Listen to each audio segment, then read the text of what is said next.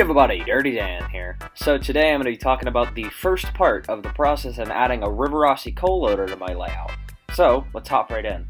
The first thing that I had to do was get the coal loader out of storage, since the last time I had it out was in my O-gauge days, and it had fallen apart at that point. When I got it out, it was in pretty much pieces. I don't have a picture, but it was pretty much a bunch of sheets of plastic. So I had a lot of work ahead.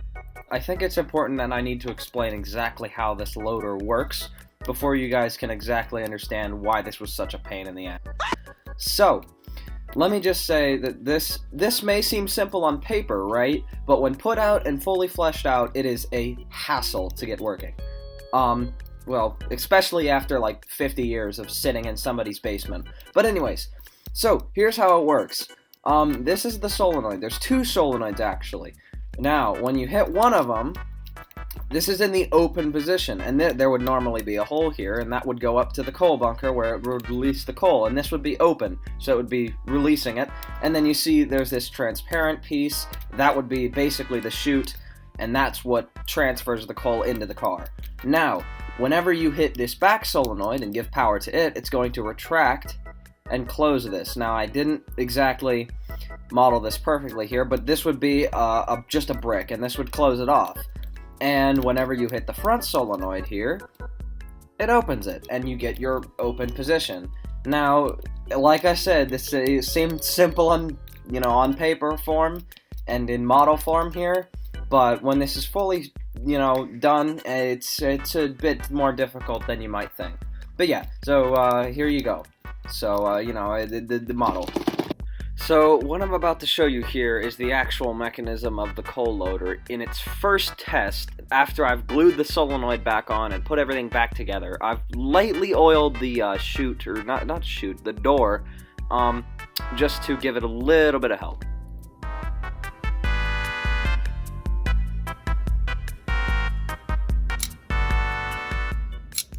So, for anyone that's curious, this is the kind of super glue I use. It's just Gorilla Super Glue. I mean, it's pretty good super glue, I guess. It worked pretty good. I put the whole thing together with it, so I hope it holds. So, I ended up having to build the chute because I didn't have the original one, nor could I find another one, because, as you may have guessed, these loaders are not super common. And then next to it, you'll see there's another broken piece I had to put back together, like a lot of the loader, because there's a lot of broken pieces on this thing. But yeah, repairing that chute, building my own, I just used like an old flat car body, and I just cut it up to make it. So here in this next short video, this is when I had the loader partially assembled, the roof wasn't on, but this is the first test I put with it, with the actual thing put together, and the solenoid put in the loader itself. So, yeah, you'll see it went alright, I guess.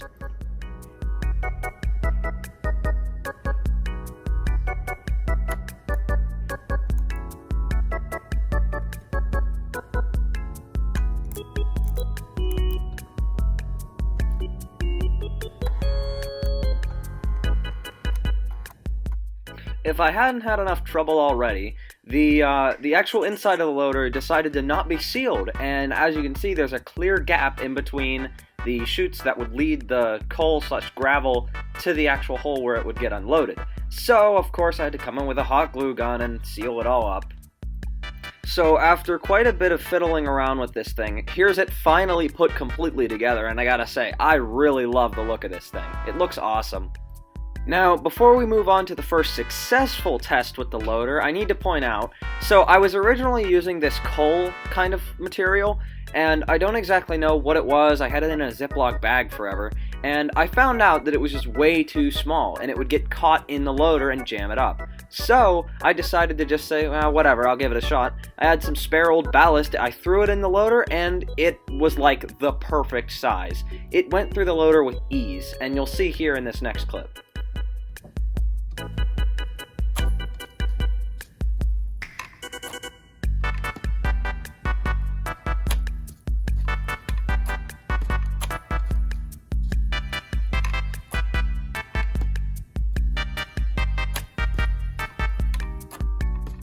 So now that the loader actually functioned with relative ease, I needed to find a place to put it on the layout. I originally thought it would be a good idea to put it on this curve, but after running a couple trains around, I found out that was not going to happen.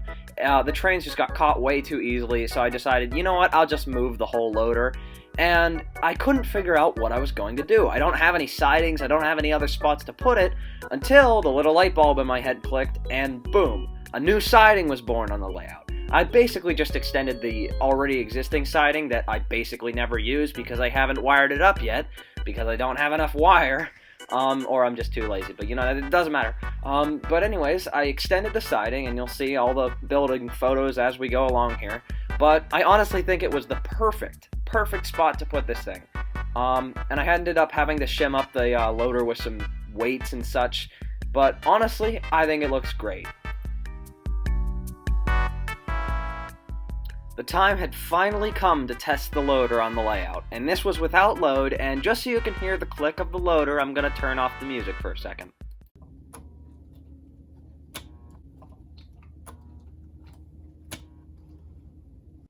Now it was time to see how it acted with a load.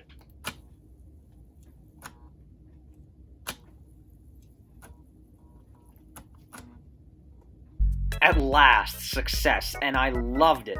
You could not tell how happy I was in that clip, but I was jumping with joy afterwards. It was so cool to see the loader finally work after all of the trouble I'd gone through. Let me just mention, that's about 5 days of work at that point. And this video it's been about 7 days since I started this project, and I'm just now getting this video done.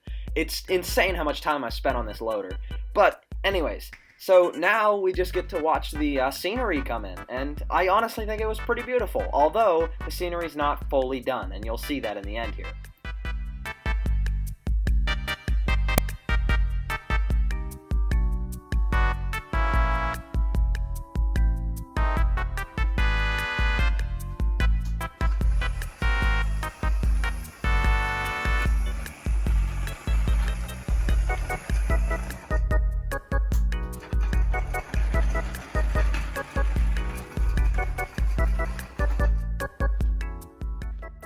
Now that's gonna have to do it, folks.